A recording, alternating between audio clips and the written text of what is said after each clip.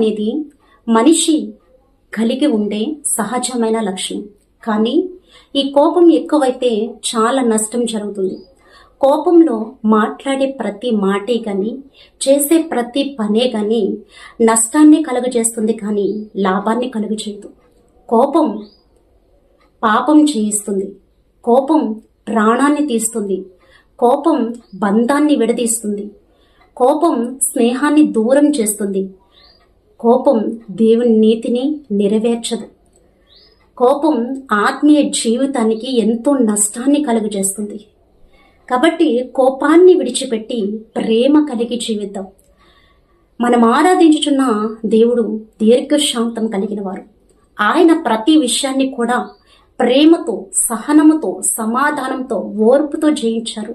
వాటిని మనము కూడా కలిగి జీవించాలి అని మనకి బోధించారు. కోపం వస్తే సూర్యుడు అస్తమించే లోపే కోపం తగ్గిపోవాలని వాక్యం సెలవిస్తూ ఉంది. కానీ